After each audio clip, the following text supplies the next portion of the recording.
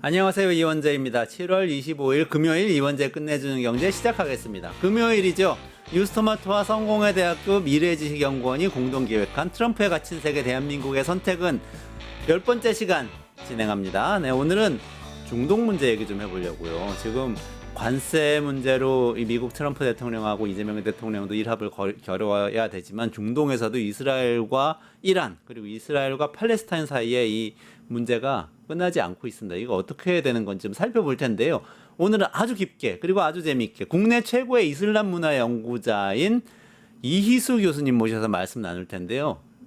튀르키예 이스탄불 대학교에서 역사학 박사 하셨고, 그러니까 현지 중동 지역에서 그 문화권 안에서 하신 거예요. 그리고 이슬람 문화에 대해서 책을 90권을 쓰신 작가이시기도 한데요. 네, 엄청 많이 쓰셨죠. 이희수 교수님 모시겠습니다. 안녕하세요. 어서 오세요. 네, 반갑습니다. 네. 책을 90권을 쓰시려면 얼마나 열심히 연구를 하셔야 됩니까, 교수님? 40년 정도 됐으니까요. 40년 동안 살펴보신 결과 요즘 중동의 정세는 어떤 것 같습니까? 잘 모르겠습니다. 너무나 복잡하게 돌아갔어요. 네네네. 그 한 나쁜 지도자가 만들어내는 지금까지 인류가 가져왔던 모든 보편적 가치의 원칙이 작동되지 않으니까 어디로 칠지 모든 전문가들도 지금 완전히 이제 패닉 상태고요. 아마 미국 트럼프도 컨트롤이 안 되는 상황입니다. 그 나쁜 지도자는 뭐 이스라엘 네타냐후겠죠. 네타냐후 총리군요.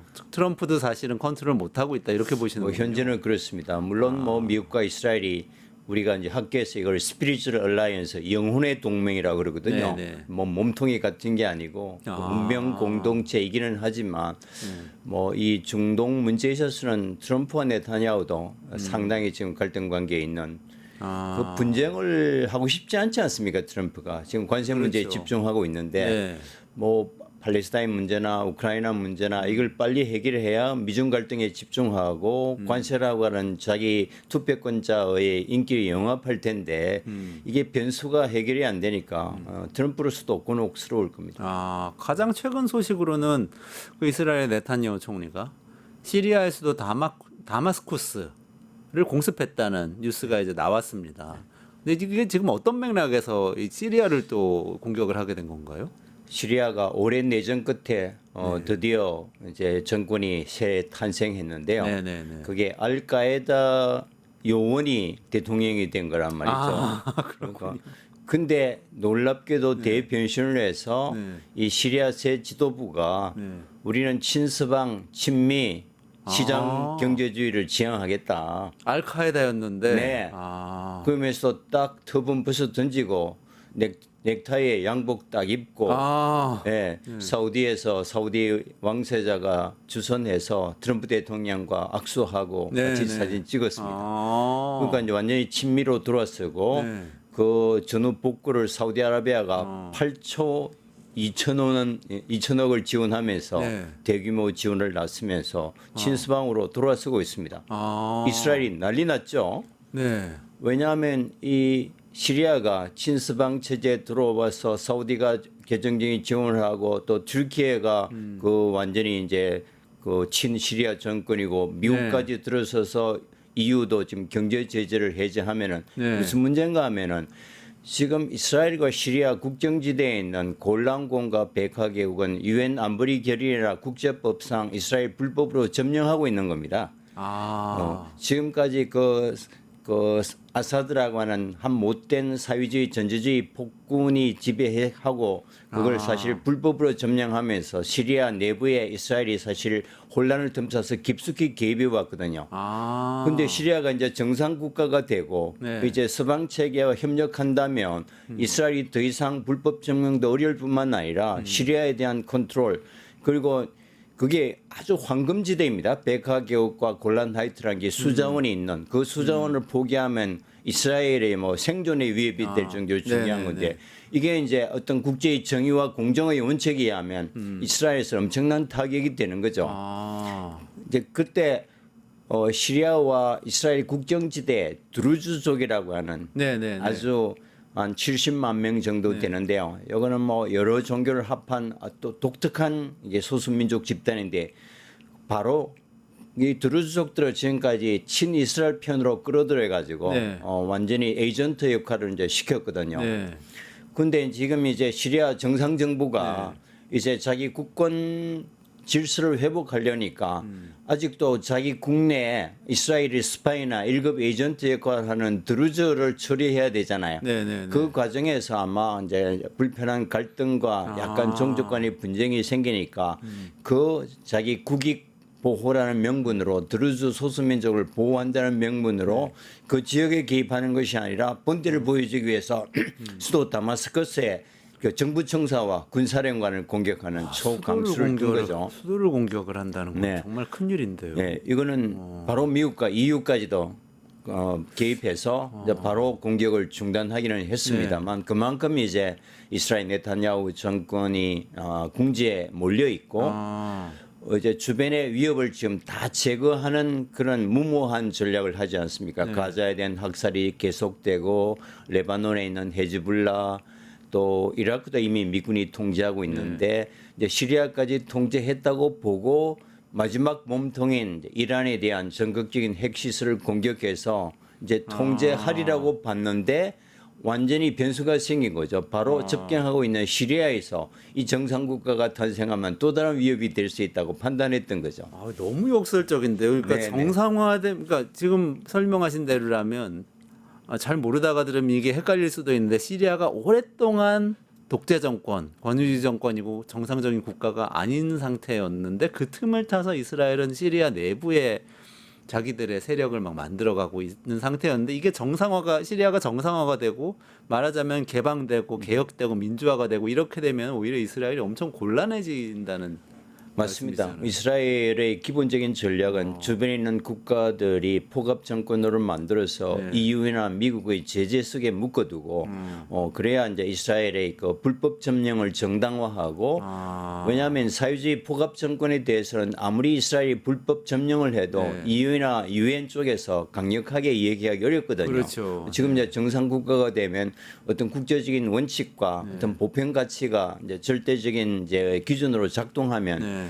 뭐 가자나 사실 저 팔레스타인 문제도 마찬가지죠. 지금 이제 팔레스타인은 서안과 가자가 이제 떨어져 있거든요. 네, 네, 그 하마스를 가자를 통치하고 파타가 서안을 통치하는데 이스라엘 최악의 시나리오는 서안의 파타와 이 가자의 하마스가 연대해서 공동으로 이스라엘 공격하는 게 최악의 시나리오거든요. 그래서 이제 디바이드 컨트롤하는 거고 서안 예산의 한 40%를 이스라엘 정부가 대주면서 완전히 이제 돈으로 이제 동화시켜 놓고 네. 말 안 듣는 이제 하마스는 괴멸하는 이 디바이드 컨트롤 이게 이제 하마스 괴멸로 나아가는 이스라엘 기본 전략이란 말이죠. 거기도 마찬가지 하마스와 가자의 하마스와 스안의 파타가 유엔 총회에서 민주적인 선거가 이루어지고 정상적 국가 만들어지고 두 정당 간에 이스라엘을 향한 어떤 국가적인 단합이 이루어진다면 큰일이라는 겁니다. 이게 오늘날 그러면 안 된다 오히려. 네, 가자 지구가 이게 사실은 일주일도 못 갈 전쟁이 2년까지 끌은 기본적 이유입니다. 교수님 이게 이제 가자, 서안, 시리아, 이스라엘 이렇게 나오니까 굉장히 헷갈립니다. 이게 지도에서 어떤 위치에 있는지 일단 조금 보면서 말씀을 조금 더 이어가면 좋겠는데요. 지도를 좀 보여주시겠어요? 지도를 보시면 네. 이제 여기가 왼쪽에 이제 이스라엘이 있고 이게 이제 잠시만요. 네, 여기 지도가 이제 나옵니다. 다마스커스가 있죠. 다마스커스가 저 위쪽에 위쪽에, 있는 거죠. 네, 그렇죠? 가운데 쪽에. 예. 그 여기가 이제 그 수목지대 초록으로 나타난 지역이 경계 지역입니다. 여기 이제 베카 계곡과 골란 하이트라고는 이스라엘과 시리아 국경 지대인데요. 네. 여기 이제 한 70만 명의 드루즈족들이 스웨이다라는 지역에서 지금까지 이스라엘의 이익 대변인 역할을 해왔고 저 하이파라고 써져 있는 저 지역입니까? 하이파도 이스라엘입니다. 하이파도 이스라엘이고 그 그래서- 옆에 아르비드인가요? 맞습니다. 네. 거기도 이스라엘이고 조금 더 크면은 보면 이제 요 지역들이 이제 아래쪽이 이스라엘이고 위쪽이 시리아고. 국경 지역입니다. 네. 그러니까 이 이제 드루즈족들이 시리아 국민임에도 불구하고 이제 새 정부가 들어섰는데도 계속 이스라엘 에이전트 역할을 하니까 당연히 시리아 정부로서는 그 자국 국민으로 컨트롤하고 편입하고 싶겠죠. 그 과정에서 이제 불행한 충돌이 일어나고 주변 부족들과 이제 그래서 이제 이 드루즈족들을 보호한다는 명분으로 이제 공격을 하게 된 거고. 가자 지구하고 서한 지구는 어디입니까? 가자가 이제 여기 이제 여기가 가자 지구고요. 여기가 이제 가자 지구고, 요 웨스트 뱅크라고 하는데 여기가 서안입니다. 이 가자와 웨스트 뱅크 사이에 예루살렘을 중심으로 이스라엘이 차지하고 있는 겁니다. 아래 왼쪽에 있는 가자 지구가 그렇습니다. 있고 오른쪽 여기는 왼쪽이 웨스트 뱅크. 웨스트 뱅크라고 보이는 게 서안입니다. 가자 지구는 사실 제주도 3분의 1 정도 크기가 되는 여기 230만이 사는 정말 복잡한 곳이고요. 그래서 이제 이 가자와 이 서안 사이가 뭐 직선 거리는 50km입니다만 여기 이제 국도가 한 93km인데 지금 만 18년 동안 가자에 있는 자식들이 주말에 부모님을 만나서 서안으로 갈 수 없고 또 서안에 있는 처녀 또 가자에 있는 총각들이 서로 인터넷이나 화상으로 연애를 해도 서로 결혼할 수 없는, 만날 수 없고 손도 잡을 수 없는, 이게 만 18년째 지속되고 있는 거죠. 두 지역 다 팔레스타인인 거죠. 그렇습니다. 서한 지구, 가자 지구 모두. 맞습니다. 근데 그게 중간을 이스라엘 차지한 거죠. 점령하고 있는 상황인 거네요. 그렇습니다. 이게 이제 원래 이제 강대국들이 단합 못하게 이렇게 뚝 떨어져 만들어 놓았고요. 지금 그래서 이제 가자 쪽에는 분리 장벽을 세워서 위에는 고압 점선을 설치하고 철심을 박아서 땅굴까지 못 파게 하고 물과 전기와 인터넷을 이스라엘이 통제하고 있습니다. 그러니까 제주도 3분의 만한 크기에 230만이 사는데 거기에 이제 고립 장벽을 만들어서 물과 전기와 인터넷을 이제 통제하거든요. 말 잘 들으면 방수량 늘려주고 말 안 들으면 전기를 셧다운 시켜서 산소호흡기 끼고 있는 환자들이 일상으로 죽어나가는 이런 인류 역사에서 정말 21세기의 문명의 한복판에서 용납할 수 없는 이런 이제 문명 범죄가 지난 18년 동안 서구 언론의 무관심 속에 또 한국 언론의 무지 속에 지속되어 왔던 겁니다. 이게 2007년 분리장벽이 만들어지고 2023년 10월 7일 이 하마스가 이스라엘 공격할 때까지 만 16년 동안 이스라엘이 가자로 침공해서 죽여나간 민간인 숫자가 UN 통계로 6,400명이 넘고요. 현재 이 시각 이스라엘 감옥에 수감되어 있는 법적 절차 없이 변호사 접견이나 보호자 면담까지도 거부당하는 이 수감자들이 인질 상태에 있는 사람들이 9,500명입니다. 이런 비인도적 사태에 대해서 침묵하고 이러한 상황을 반전시키기 위해서 이제 하마스가 전 세계를 향해서 우리의 문제를 해결해 달라. 이 절박한 생존권 문제에 대한 절절한 외침이 방식은 나빴지만 우리가 민간인을 겨냥한 테러는 용납할 수 없고 동정할 수 없지만 왜 그 일이 일어날 수밖에 없었는가 하는 어마어마한 그 역사적 배경의 그 하부 구조도 우리 인류가 반드시 알아야 거기서 이제 적합한 해결책이 나오고 우리가 합리적인 균형 감각을 잡잖아요. 그리고 우리가 말로는 뭐 너무나 우리가 서방 언론, 서구 언론 말하지만 우리 지식인들조차도 어떤 원초적인 문명의 실체에 대해서 우리가 제대로 알지 못하는 이 이제 왜곡된 지식 구조도 사실 우리가 팔레스타인 문제를 바라보는데 어떤 선연한 성찰의 기회가 되어야 된다고 보는 거죠. 그러니까 말씀하신 내용이 2023년 10월 10월에 하마스가 이스라엘 그 영토로 들어가서 이제 민간인들 공격하고 음악 축제하고 있는데 뭐 살해하기도 하고 또 로켓포로 공격하기도 하고 납치하기도 하고 그랬던 그 사건. 사건 이제 말씀하시는 그 이후에 이스라엘의 가자 지구에 대한 전면 공격이 시작이 됐고 보복 공격으로 시작됐지만 근데 우리가 서방 언론이 2013년 이제 10월 7일 이스라엘 건국 이후에 처음으로 본토가 공격당합니다. 왜냐하면 하마스는 국제법상 무장을 못하게 되어 있습니다. 그래서 하마스 가자 지구는 지금 탱크 한 대, 기관 단총, 이스라엘의 그 미사일에 대한 대공포 하나 없는 완전히 비분양 상태입니다. 다만 이집트와 접경에 있는 여기에 이제 이 시나이 반도인데요. 저 지도를 잠깐 보여주세요. 이 가자가 아주 좁은 지역이 여기 이집트와 접경입니다.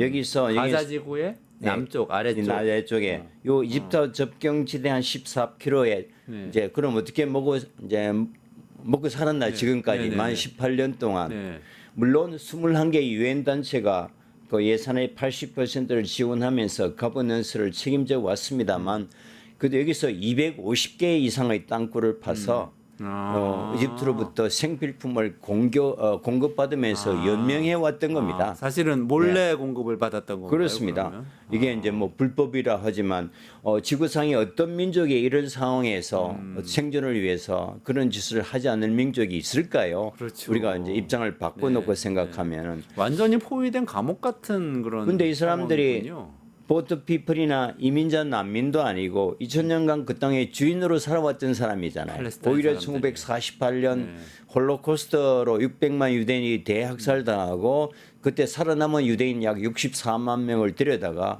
유럽에서 일어난 그 범죄 반인륜적 행위에 대한 희생양으로 2000년간 잘 살고 있는 남의 땅에 미국 트루만 대통령이 1948년 이스라엘 건국해 주니까 생태계는 제한돼 있고 갑자기 100만이 밀려오니까 순차적으로 거기 살던 100만 팔레스타인 사람들이 쫓겨나게 되는 겁니다. 이게 이제 600만 명의 난민이 돼서 빼앗긴 조국을 되찾겠다는 인류 역사상 가장 순수한 독립전쟁입니다. 우리 어떻게 입장에서 보면 팔레스타인 입장에서 보면 그렇습니다. 또 우리도 사실 피지배의 역사적 절절한 경험이 있는 우리 민족이 바라보는 팔레스타인과 그 가해자 지배자가 바라보는 입장은 좀 달라야 되는데 아직도 우리 사회는 그런 걸 좀 부족한 것 같고요.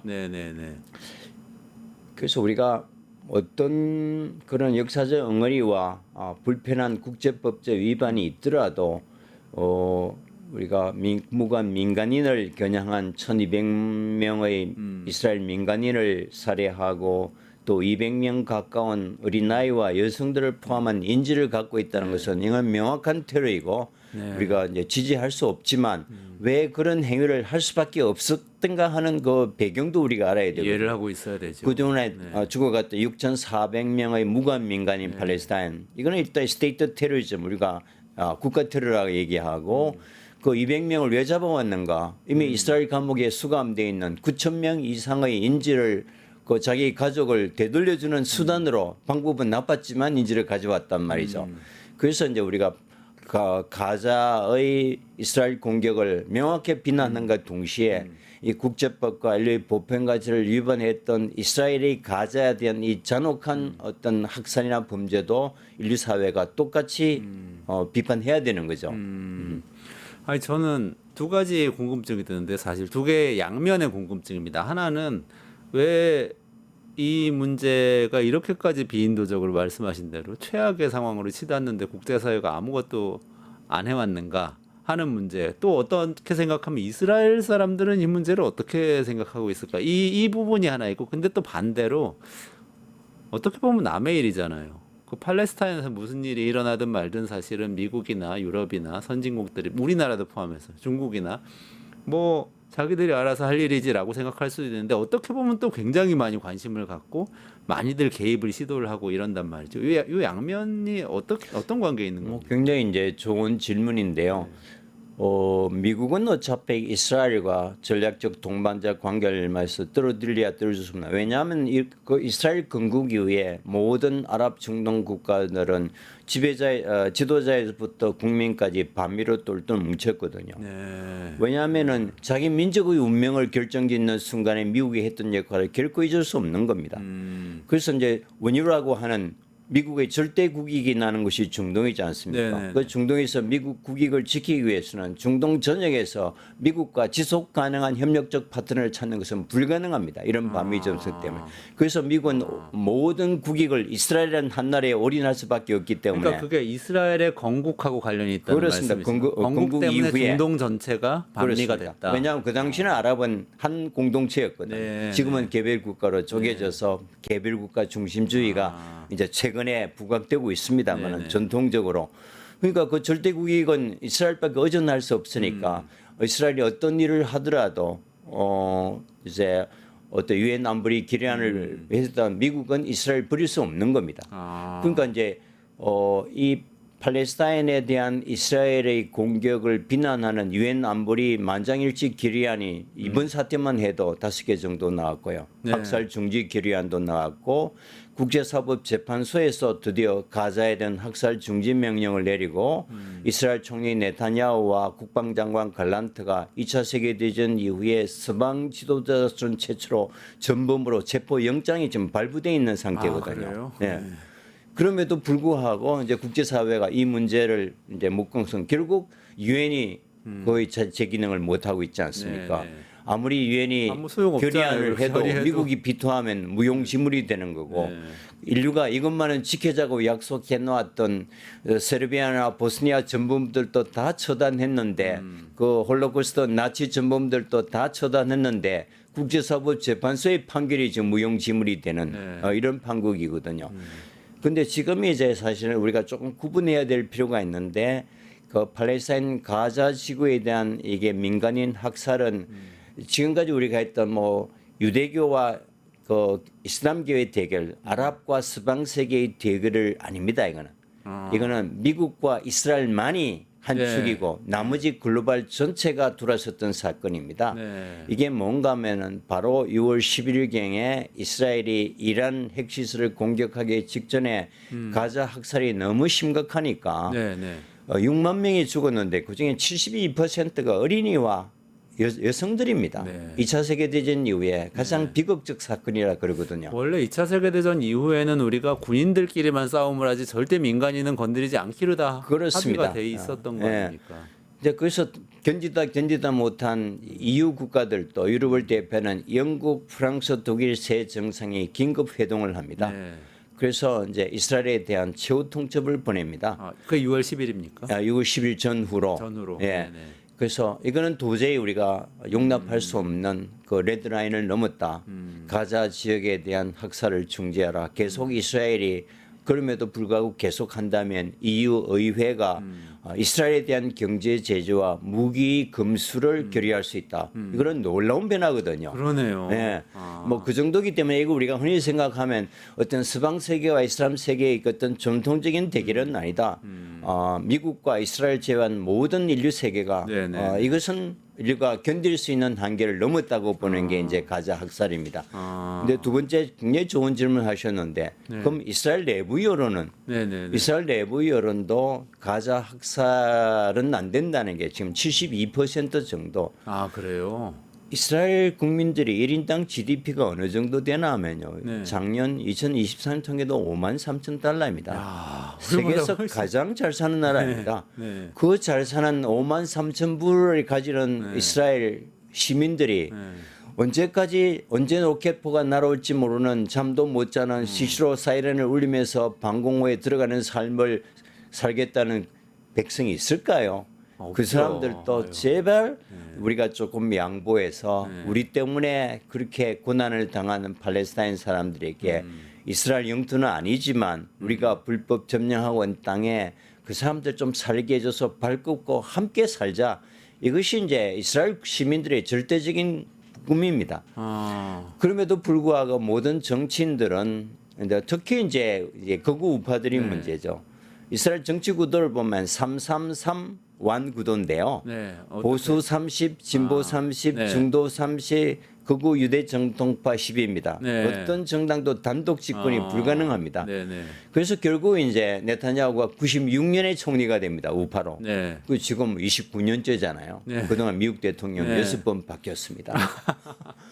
근데도 이게 그 이제 120석 의회 중에 61석을 유지하기 위해서는 모든 극우들을 다 총동원해야 되니까 이 전쟁 드라이버를 걸지 않고서는 정권 유지가 불가능한 겁니다. 아, 물론 뭐 아시겠습니다만은 가자 학살 직전에도 이미 이제 사법 리스크로 네. 지금 기소가 돼 있고 카타르로부터 뭐 뇌물수수 혐의고 네. 또 이게 하마스의 공격을 막지 못했기 때문에 1,200명의 국민의 생명을 잃었으면 이거는 탄핵 1호잖아요. 그렇죠. 거기다가 자기 유리한 사법 개혁을 밀어붙이다가 건국 이후에 200만 명의 1,000만 명 중에 200만 명의 시위에 나서는 최대 네. 시위에 봉착했는 이 그랬었죠. 순간에 네. 하마스의 공격이 절호의 기회가 된 거고요. 오히려 네. 기회가 됐군요. 그래서 이게 이스라엘은 전쟁이 끝나면 네타냐후 정권도 같이 끝난다는 게 모든 전문가들의 일치도 의견이니까. 근데 가자 학살만 가지고는 이제 전쟁을 계속할 수가 없단 말이죠. 네. 그러니까 이제 헤즈볼라 건드리고 이제 시리아 건드리고 예멘 후티 시도 때도 없이 공격하고 그것도 이제 컨트롤 되니까 마지막으로 도저히 해서는 안 되는 국제법을 위반하면서 이란을 공격하게 되는 이제 그 과정에서 이제 트럼프도 이건 아니다. 네. 아무리 우리가 이스라엘 포기할 수 없지만 지금 이제 네타냐후와 트럼프도 간극이 이제 벌어져 있는 게 지금 이 시각의 상황입니다. 지금 그런 상황입니까? 아니 근데 또 미국이 이란 핵시설을 불시에 공습을 했지 않습니까? 그걸 보면서 이스라엘하고 공조해서 이란을 완전히 굴복을 시키려고 하나? 이런 생각을 하신 분들도 많았던 것 같아요. 뭐 그렇습니다. 이제 미국과 이스라엘은 사실은 중동 전략에 있어서는 의견이 있지만 독자적인 행동은 할 수는 없습니다. 네. 그런데 이제 이 이스라엘 문제, 반이스라엘 문제와 반이란 문제는 중동 국가들 사이에서도 견해가 아주 다릅니다. 이건 뭔가 하면은 팔레스타인 가자 지구에 있는 학살은 아랍 국가뿐만 아니라 EU나 또 우리나라까지도 이건 안 된다고 얘기하는 게 어떤 글로벌 컨센서스 합의지만 네네. 이란 핵은 첫째로 그 사우디아라비아나 카타르 아랍에미리트 오만 바레인 같은 GCC 국가들에게 직접적인 위협이 되고요. 그러니까 아랍 국가들도 이란 핵시설은 겉으로는 안 된다 그러면서도 국제법 위반이니까 속으로는 좋아합니다. 그리고 그렇잖아요. 그다음에 유럽의 EU 국가들도 이란이 핵무기를 가져서 어떤 서방세계 위협하는 시나리오는 원치 않습니다. 그렇죠. 그리고 미국도 사태를 키우기는 싫지만 이스라엘이 어차피 공격한다면 미국이 숟가락을 얹어서 이란 핵을 괴멸해 주는 게 중장기적으로 유리하기 때문에 이제 그런 컨센서스가 있는 겁니다. 그러나 이것이 이제 사태가 확산돼서 다른 중동의 분쟁까지도 컨트롤할 수 없을 정도로 미국이 결코 원하지 않는 거죠. 그래서 이제 이스라엘의 이란 공격과 팔레스타인 공격은 결이 완전히 다르다 이렇게 이해하시면 좋겠습니다. 그거는 다른 거군요. 그러면 구도가 조금 복잡하지만 가자 전쟁의 비인도적인 이스라엘의 공격과 관련된 구도가 있고 이건 이스라엘 미국 대 다른 모든 국가들인 거고 어쩌면 또 이란 핵에 대해서는 이란 핵을 가지느냐에 대해서 이란 또는 중동과 다른 나머지 세계에 또 대립이 있고 이런 그렇습니다. 상황이네요. 네, 그렇습니다. 아랍 모든 국가들도 사실은 이제 이스라엘보다도 더 두려워한 게 이란입니다. 왜냐하면 이스라엘은 어차피 이제 국가가 들었었고 지금 아랍에미레이트, 바레인, 수단, 모로코 같은 아랍 국가들은 이미 이스라엘과 외교 관계를 수립했습니다. 네. 그리고 사우디아라비아, 카타르, 쿠웨이트, 오만 이런 산유국에 지금 미군이 주둔하고 있고 미 군사 기지가 들어가 있습니다. 그러면 이제 미국이 그 무기 산업이 핵심 산업인데 그 아랍 국가들이 이스라엘과 이렇게 적대 관계에 있으면 돈 많은 아랍 국가들에게 미국 무기를 못 팔아먹습니다. 그렇죠. 왜? 이스라엘이 로비에서 절대적으로 반대하잖아요. 근데 지금 미국 무기 수입 10대국 중에서 7개 내지 8개가 중동 국가입니다. 그렇습니까? 전체 미국 무기의 약 5분의 1, 20% 이상을 사우디아라비아 한 나라가 가져오고요. 그다음에 아랍에미레이트, 카타르, 쿠웨이트, 터키, 이집트 같은 나라들이 가거든요. 그러니까 왜 그 사람들이 그걸 무기를 사가느냐? 이스라엘에 겨냥하면 안 되죠. 바로 강력한 이란의 적대 세력에 대비해서 방위력을 하기 위해서 지금 이제 무장을 시키고 있는 겁니다. 미국이. 그러니까 미국 입장에서는 이란이라는 이 강력한 적대 당사자가 사라지면 큰일 나는 겁니다. 그래서 이번에 굉장히 이게 이제 재미있게 우리가 보았던 것이 이스라엘이 그 이란 최고 지도자 하메니를 제거하겠다는 시리아 그 시나리오를 가졌을 때 트럼프가 직접 전화해서 말렸습니다. 아니 핵시설을 공격하고 과학자들 다 죽이고 그 장성들 표적 살해하면서 왜 지도자 하면 쉬울 텐데 그거 레짐 체제는 안 된다는 겁니다. 지금 현재 미국 입장에서는 그게 레짐 체인지가 돼서 어떤 민주적인 정권이 들었으면 이란 정권이 큰일 나는 바뀌면, 겁니다. 이란이 예. 정권이 바뀌면 네. 무기 팔 데가 없어진다. 그러니까 이제 뭐 모든 구두가 깨지니까 네. 당분간은 이걸 우리가 전문용어로 적대적 공생이라고 이제 정치에서 표현합니다만 네. 이제 그런 구도입니다. 따라서 이제 이란이 강력한 위협적인 적으로 성장하는 것은 컨트롤하겠지만 네. 따라서 이란이 어떤 우라늄 농축을 떼서 핵무기를 가질 가능성이 있으면 아마 이스라엘이 제2, 제3 공격을 할 겁니다. 그러나 결코 이란이 무너져서는 안 되는 게 또 미국의 딜레마입니다. 그거 정말 딜레마네요. 그러니까 이스라엘은 시리아가 정상국가가 되면 안 되고, 미국은 이란이 무너지면 안 되고, 대립은 계속 해야 하고. 그래서 저는 국제 정치를 전공 안 한 걸 참 다행으로 생각하고요. 이 복잡한데 정말 국제 정치 하는 사람들 보면 존경스럽습니다. 이게 굉장히 골치가 아픈데, 아까 말씀하신 것 중에 근데 제가 과문해서 그런지 모르지만 사우디아라비아나 아랍에미레이트가 군사력이 강하다, 강군이다 이런 얘기 들어본 적은 없는 것 같은데 무기는 그렇게 많이 산다는 게 얼핏 좀 이해가 잘 안 되는 측면도 있는데요. 그건 극히 최근 들어서 네. 특히 2010년 이제 아랍 민주화 시위 이후에 또 이제 이란이 이제 아래로부터 민중혁명으로 이제 반미 정권이 들어섰지 않습니까? 네. 그 아랍 왕정 국가는 이스라엘의 잠재적 위협보다도 1차적인 위협은 뭔가 하면 이란의 민중혁명이 그 파급돼서 이제 왕정이라는 게 다 독재 전제주의 국지 않습니까? 그 왕정이 무너지는 것을 최고로 두려워하는 거죠. 그래서 이제 자기 안보를 왕정 보호 안정을 위해서 2010년 이후에 이제 본격적으로 지금 무장을 해 나가는 상태에 있고요. 뭐 그 이전에는 무장을 하고 싶어도 이스라엘이 반대해서 무장을 못 해가고 있는 거고 지금은 이제 급속히 무장을 해 나가는 과정에 있다. 그 이제 미국 무기가 부족하니까 최근에는 아랍에미레이트가 또 한국 그 무기가 되고 또 사우디아라비아도 관심도 갖고 한국으로서도 지금 최대 방산 시장이 지금 중동이 되고 있습니다. 앞으로는 아마 군사 강국으로 이제 성장할 수밖에 없겠죠. 그렇군요.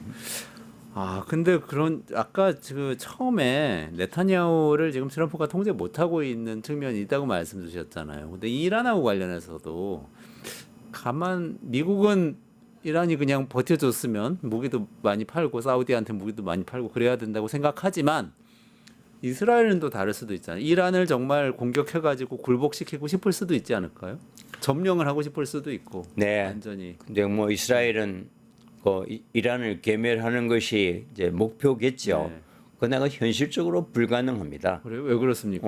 지도를 한번 보시면 지도를 다시 한번 좀 띄워주십시오. 이제 이스라엘이 지중해 쪽에 있고 이란 본토까지 가려면은 적어도 한 2,000km가 떨어져 있습니다. 하지만 저 맨 오른쪽 위에 있는 게 테헤란이네요. 테헤란이 이란의 수도고 엄청 보이죠? 그 중간에 근데 이라크도 있고 요르단도 있고 그 다음에 이스라엘이 그렇습니다. 세 나라 네 나라를 거쳐가야 되고요.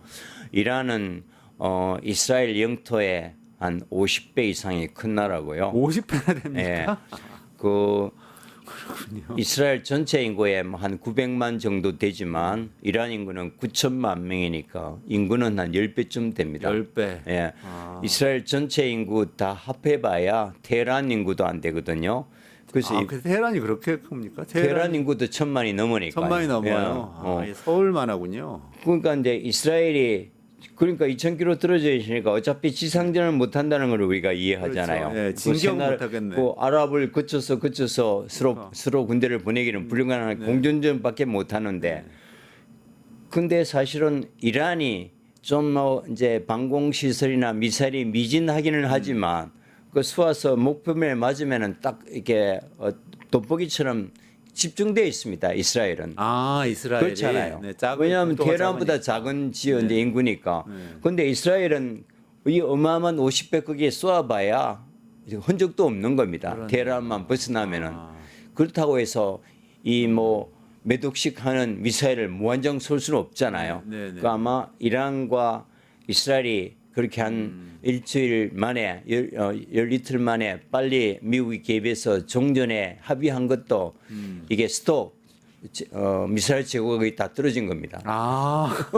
더 이상 그렇잖아요. 지상전이면 아이고. 방법이 없으니까. 네. 지금도 서로가 이제 미사일 재고를 채우는 이제 과정에 있는 겁니다. 지금. 그런 상황이군요. 그러면은 이 전쟁의 목표는 뭘까요? 이런 의문이 드는데 그냥 스테이터스 코어 그냥 유지하면서 대립하는 게 목표가 될 수 있나요? 뭐 지금 이제 이스라엘은 자기 정권 유지를 위해서 이스라엘 국민들도 우리가 여론조사를 해보면은 그 가자 지구에 있는 팔레스타인 주민들의 학살은 그 많은 이스라엘 시민들이 거부감을 가지고 있고요. 네.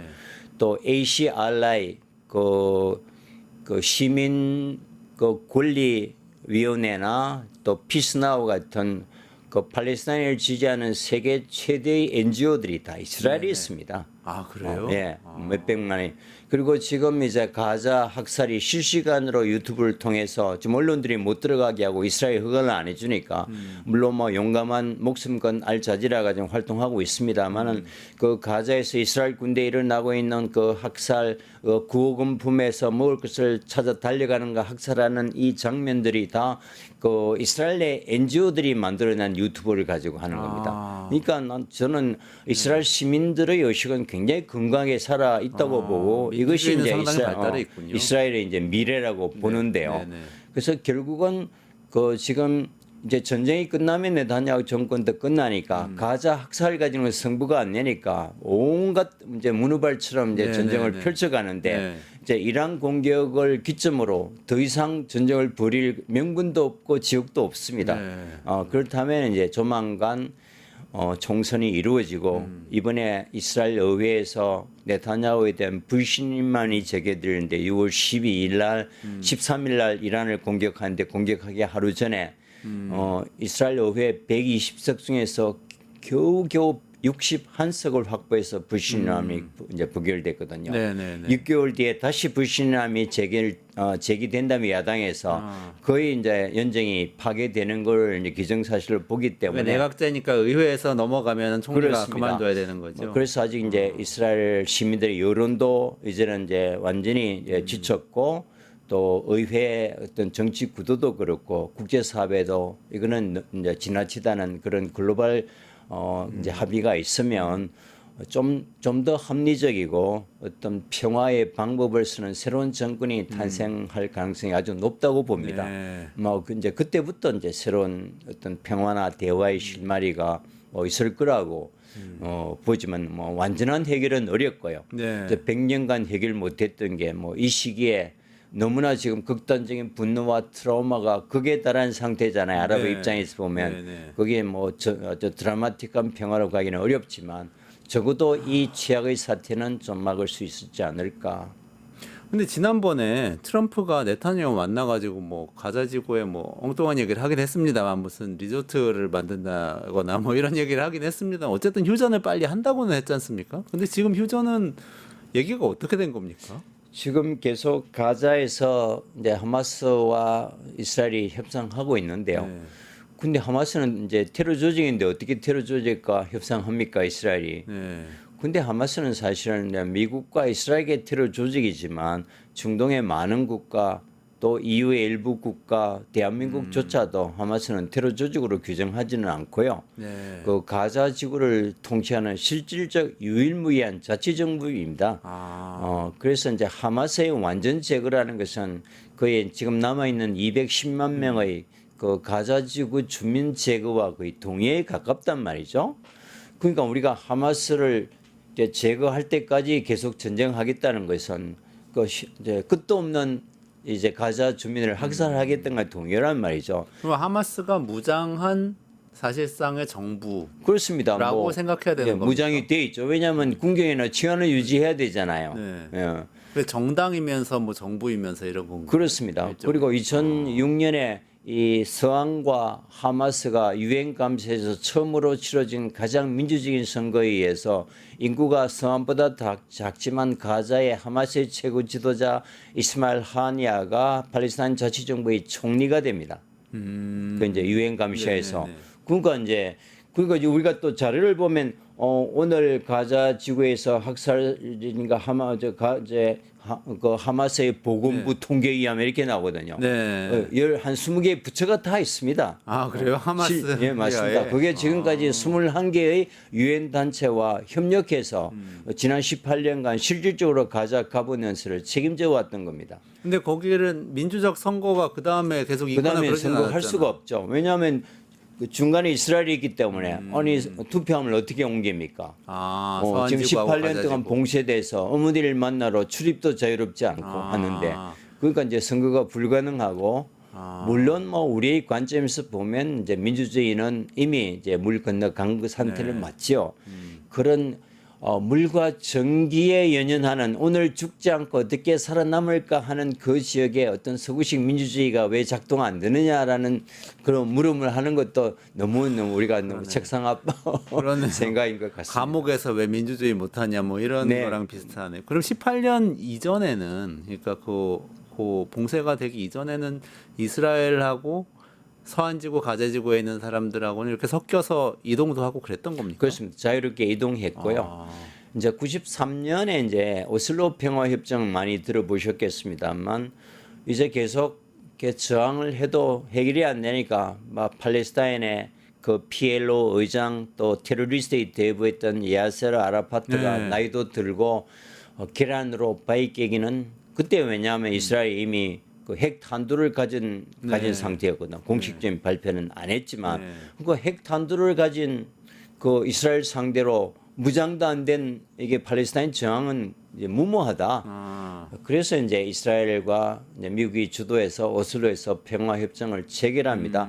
어차피 언젠가는 국제법상 되돌려야 될 땅 일부에 그게 이제 서한입니다. 네. 서한 일부에 이스라엘 건국으로 오갈 데 없는 팔레스타인 사람들을 그곳에 살게 하고 대신 팔레스타인을 이스라엘 국가로 인정하고 불가침 조약을 맺고 외교 관계를 수립하고 두 나라로 함께 네. 공존 공생하자. 그래서 온 세계가 박수를 쳤고 93년 오슬로 평화 협정인데 놀라운 것은 94년 다음에요. 네. 테러리스트의 대부였고 천수백 명을 항공기 납치로 살해했던 야세르 아라파트 테러리스트 대부가 그해 노벨 평화상을 받습니다. 이스라엘 총리 이착 라빈과 함께요. 네. 그래서 온 세계가 이스라엘 총리하고 같이. 그럼요. 그래서 이제 우리가 정말 100년 만에 평화가 오는가 보다 하고 이제 박수를 쳤는데 이게 모든 나라들은 극우 극자가 망치잖아요. 네. 그 이스라엘 극우들이 들고 있다는 겁니다. 이미 그 비옥한 황금 땅을 우리가 실효적 지배를 하고 있는데 뭐 평화란 이름으로 그걸 왜 저기에게 넘겨주느냐. 서한지구 얘기입니까 그게? 그게 이제 서한지구죠. 이 네네. 바보들아. 네. 그래서 95년도 이제 평화의 협정을 했던 이착 라빈 이스라엘 총리가 이스라엘 극우파에서 암살당합니다. 그리고 얼마 안에 있어서 팔레스타인에서도 그 평화주의자였던 야ser 아라파트가 몇 년 뒤 극우파에 의해서 독살당하면서 두 평화주의자가 사라집니다. 그러니까 이제 이스라엘에서 바로 96년 이 혼란 상태에서 이 평화주의자가 사라지고 처음으로 치러진 총선에서 극우파가 득세하게 되는데 그 첫 총리가 바로 네타냐후입니다.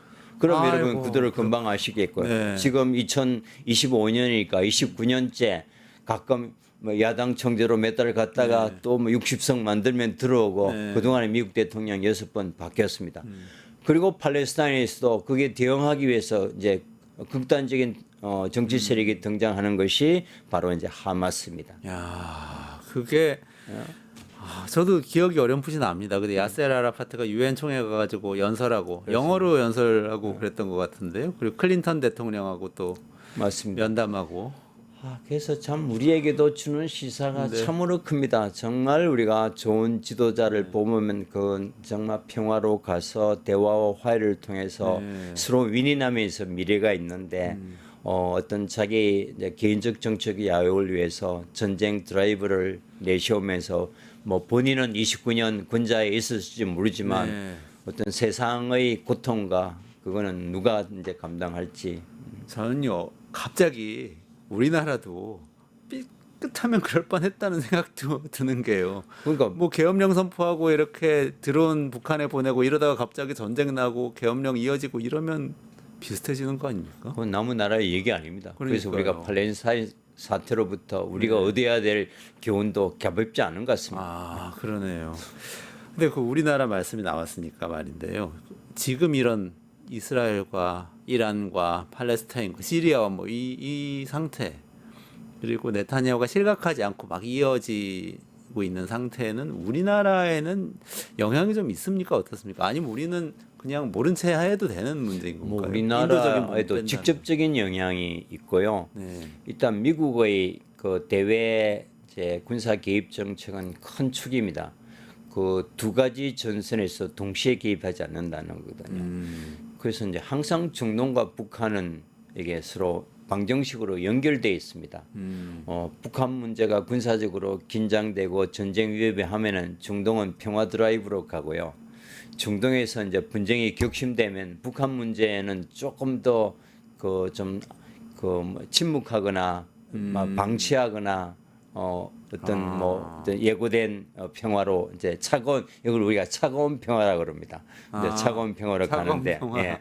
그래서 지금 이제 사실을 이제 중동 문제가 불거지니까 이제 미국과 북한 문제가 지금 잠잠해지고 네. 미중 갈등도 약간은 이제 비껴나 있지 않습니까? 그렇죠. 네. 그러니까 우리 한반도의 운명과 중동은 굉장히 직결돼 있다. 네. 이제 그 점이 하나고 두 번째는 아직도 에너지 80% 우리가 중동에 의존하고 있고 우리 기업이 해외에서 벌어들이는 건설 플랜트 다 50% 이상 중동이고 네. 지금 캐시플로가 돌면서 우리의 가장 큰 자동차, 방위산업, 이제 부품, 그 이제 에너지 화학 의 제품들의 좋은 시장이기 때문에 중동의 갈등이 심화되면 틀림없이 유가가 올라가게 되는 거고 유가의 공급 체인의 위협을 받고 그다음에 이제 어떤 유통 체인이 이제 위협을 받으면 보험료나 코스트가 올라가면 우리 경제에도 직격탄을 맞기 때문에 중동 문제도 우리의 어떤 정책 상황, 우리의 경제적 상황과 항상 같이 생각할 필요가 있습니다. 아, 그러면은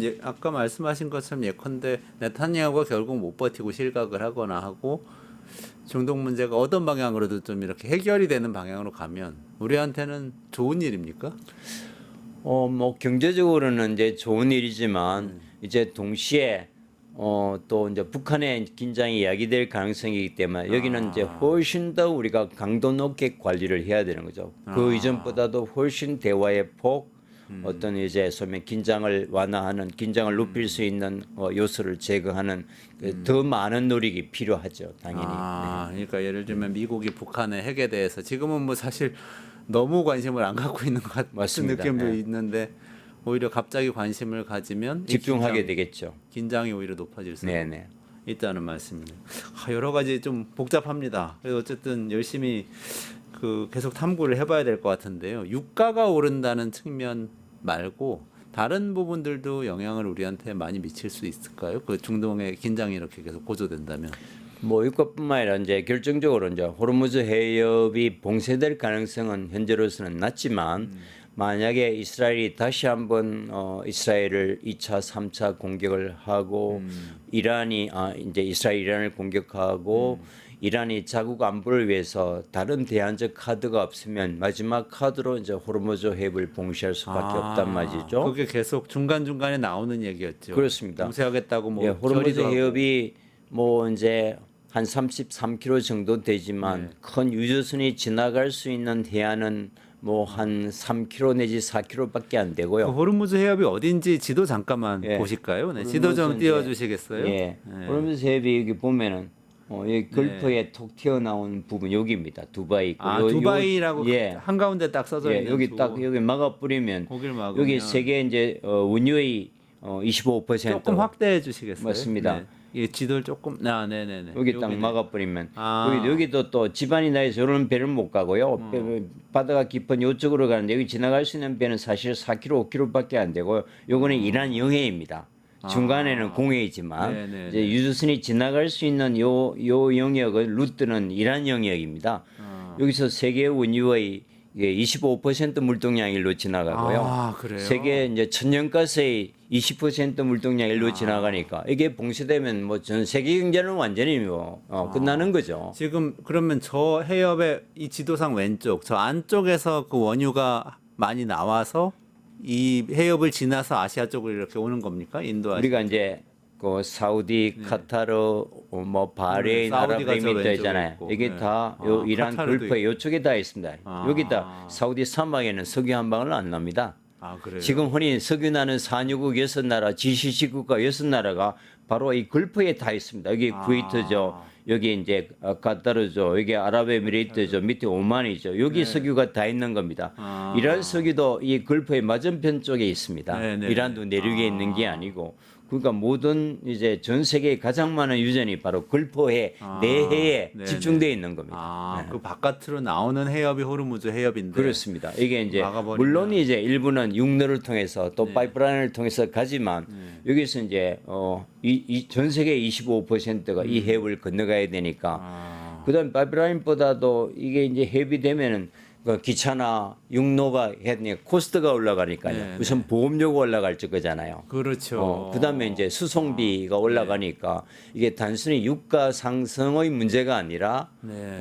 그다음에 우리는 중동 석유를 한 80% 수입하지만 이걸 재가공해서 석유 화학 제품을 만들어서 이제 수출하는 게 네. 원유에 또 뭐 몇 배를 더 그렇죠. 우리가 부가가치를 낸단 말이죠.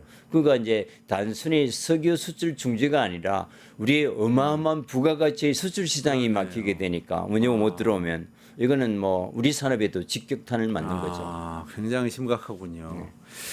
그러면 그거는 안 좋아졌을 때의 이 상황인데 혹시 상황이 좋아지면은 사실은 그 저는 이제 기억하는 게 중동하고 우리나라하고 전략적 파트너십을 맺어서 그 굉장히 이제 지금 뭐 그게 문제가 많이 있었다 이런 얘기도 있지만 이렇게 사우디아라비아에서 빈살만 이 같은 사람이 그 새로운 프로젝트 거대한 프로젝트를 초거대 프로젝트를 만드는데 우리나라가 참여해서 뭐 신도시를 건설하는데 네. 기여를 하고 돈도 벌고 뭐 이런 이야기들 많이 오갔던 것 같아요. 그렇게 좀 좋아진 시나리오도 좀 있습니까?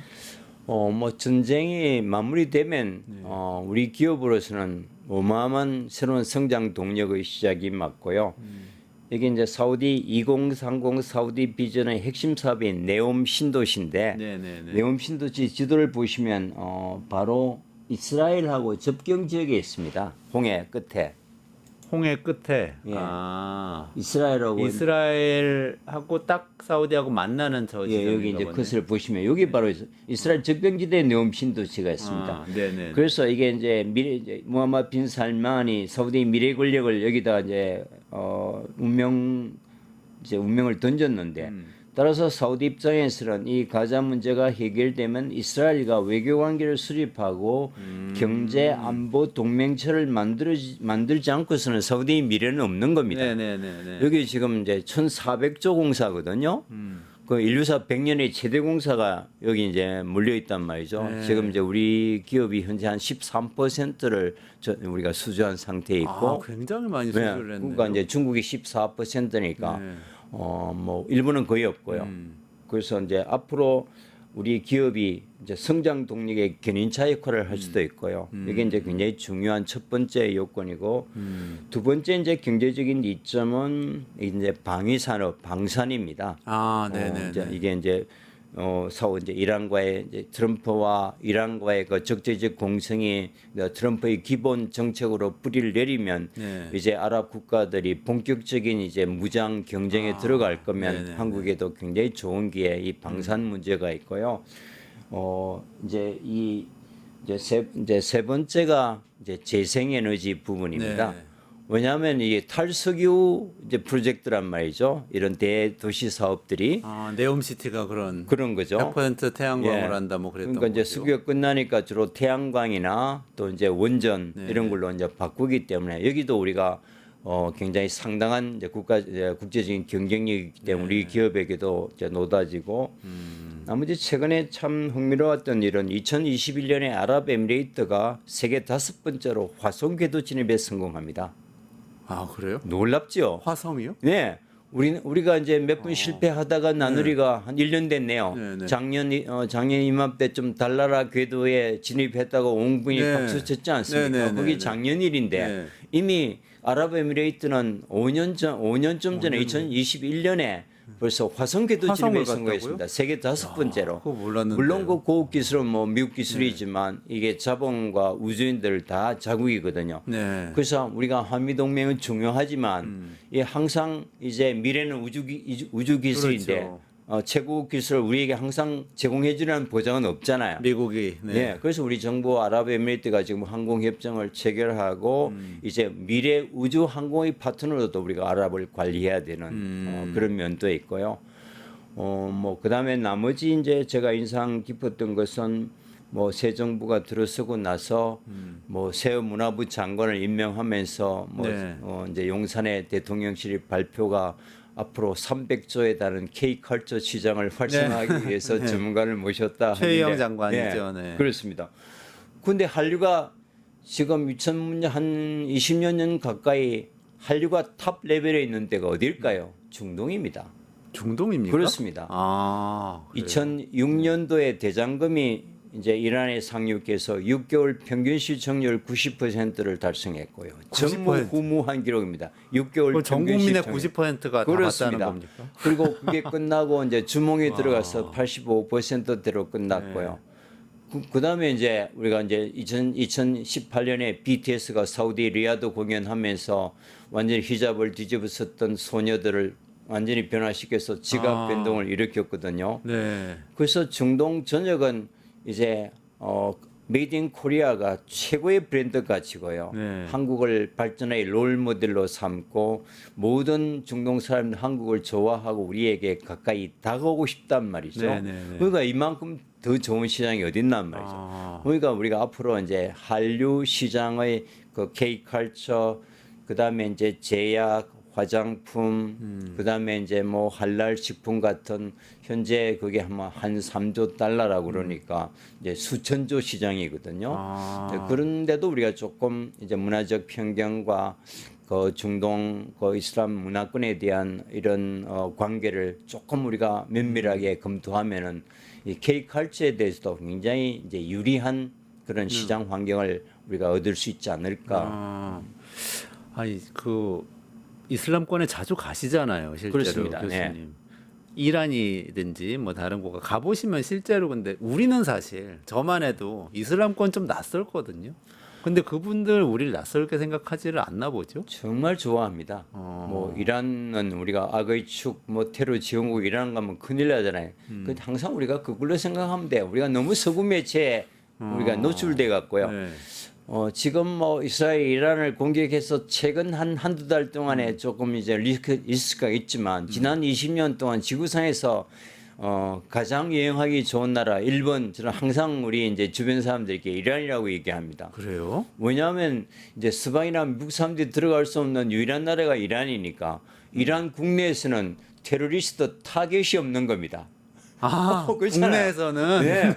그러니까 이란은 정말 안전하고요. 오히려 미국이나 유럽은 테러리스트의 못 가니까요. 타겟이 될 수가 있고. 그래서 이제 한국 사람들은 너무 대장금 90%처럼 네. 한국 사람 얼굴 자체가 비자입니다. 아 그래요? 그다음에 뭐 정말 보호받고요, 좋아하고. 그리고 이제 서구 사람들 관광객들 못 오니까 한 별 5개 특급 호텔도 뭐 한 50불, 60불만 차고요. 고급 식당도 값싸고 박물관 같은 데 줄 안 서서 텅텅 비어 있고 대접받고. 그래서 오히려 이때 여행 많이 하시라고. 항상 발상의 전환을 해야 되는데 우리가 네. 이제 중동은 너무나 두렵고 항상 테러고 뭐 이런 이미지가 있는데 지금 뭐 어떤 시리아 내전이나 또 이라크나 예멘이나 또 팔레스타인 같은 데서는 또 여행해서는 안 되지만 나머지 안정된 정상 국가들은 오히려 한국을 굉장히 좋아한다. 그러니까 아까 그 지도에서 네옴시티를 이스라엘 접경지대 사우디가 딱 만들겠다고 했던 거 보니까 정말로 이게 상황을 호전시키려고 하는 의지가 강했던 것 같은데 그게 지금 사실은 가자지구 이 전쟁 이스라엘과 팔레스타인 전쟁 때문에 이게 좀 늦춰지고 어떤 후퇴하고 있는 게 너무너무 아쉽네요. 여기 아이러니인데요. 네. 이제 하마스의 그 가자의 하마스가 이게 완전히 무모한 1%의 승산 가능성도 없으면서 이스라엘에 공격한 직접적인 배경이 바로 이겁니다. 아, 그래요. 아랍에미레이트, 수단, 바레인, 모로코가 전격적으로 이스라엘과 수교할 때 특히 아랍에미레이트가 내걸었던 이제 조건이 팔레스타인 문제를 해결해야 수교가 된다. 왜냐하면 팔레스타인은 아랍 국가들의 공통의 문제고 또 이스라엘과 수교할 때 민심이 다 팔레스타인 편이기 때문에 민심을 배반할 수는 없잖아요. 그런데 팔레스타인 문제는 뭐 100년이 돼도 해결이 안 되니까 이러다가 수교가 안 되니까 이제 전제 조건을 달았습니다. 선수교 팔레스타인 문제 해결. 그러면서 수교를 했단 말이죠. 근데 수교를 하고 나서 5년이 지나도 이 문제는 전혀 해결이 안 된단 말이죠. 그리고 다른 아랍 국가들도 마찬가지죠. 그러던 차에 이슬람의 종주국이고 아랍의 맏형이고 또 자기 돈줄 역할하는 큰형인 사우디아라비아마저 이스라엘과 네옴 신도시 때문에 외교관계 수립을 논의하고 경제 안보 동맹처를 협의하는 과정에서 만약에 사우디까지 이스라엘에 넘어간다면 우리의 민족적 운명, 이 고통은 영원히 닫힌다. 이 절박한 상황이 이제 하마스의 가자의 하마스로 하여금 이스라엘 공격하게 됐던 모티베이션이 됐던 것 같습니다. 아, 정말 그것도 역설적인 국제 정치 복잡한 한 단면인데. 그래서 모든 하마스는 6만 명의 자기 자국 주민 형제들을 죽게 하고 7만 명이 지금 건물 잔해에 깔려 있고 15만 명이 부상당했지만 하마스는 이게 전쟁 승리를 선포했습니다. 이게 뭐 코미디 같은 아이러니잖아요. 왜냐하면 일단 사우디가 이스라엘과 수교하는 것을 늦춰놨습니다. 이 사태로.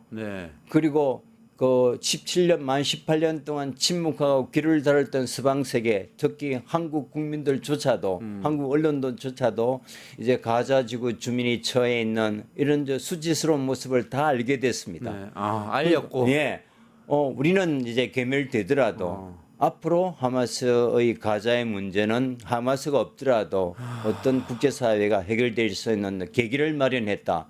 이게 하마스가 이제 주장하는 어떤 전쟁의 명분인 거죠. 우리가 동의할 수는 없지만 이렇게 생각보다는 처절한 현실이 도사리고 있다. 너무나 비극적이고 처절하네요. 어쨌든 간에 그 모든 문제가 가급적이면 빨리 해결이 되고 전쟁이 끝나고 원만하게 이 지역의 질서가 다시 잡히면 우리나라도 굉장히 큰 기회를 가질 수 있을 텐데 그날이 좀 빨리 왔으면 좋겠습니다. 기대합니다. 오늘 여기까지 진행해야 될 것 같은데요. 좋은 말씀 주셔서 감사드리고 앞으로도 또 이 문제에 대해서 우리가 어떻게 접근하면 좋을지 지혜와 해법을 좀 계속 종종 부탁드렸으면 합니다. 뭐 저도 좋은 기회 가졌습니다. 고맙습니다. 감사합니다. 저희 이원재 끝내주는 경제는 매일 오후 5시 50분에 진행하는데요. 주말은 쉬니까 월요일 오후 5시 50분에 라이브로 다시 찾아뵙도록 하겠습니다. 오늘은 이희수 교수님하고 같이 여기서 인사드리고 뉴스토마토와 성공회대학교 미래지식연구원이 공동기획한 트럼프에 갇힌 세계 대한민국의 선택은 마무리를 할 텐데요. 아쉽게도 오늘이 시즌 1 마지막입니다. 근데 조만간 시즌 2 만들어서 다시 찾아올 테니까 기대해 주시고요. 여기서 인사드리도록 하겠습니다. 고맙습니다. 유튜브 구독하고 실시간 채팅과 댓글을 남기시면 매일매일 7,000TTCO를 드립니다. 참여 방법은 통통물 어플을 다운로드하고 회원가입과 로그인을 해주세요. 마이페이지에서 나의 회원 고유 번호를 복사해주세요. 유튜브 구독 후 실시간 채팅이나 댓글창에 고유 번호를 한 번만 입력하면 준비 끝! 지금 유튜브 채팅과 댓글 쓰기 참여하고 7,000TTCO 받아가세요.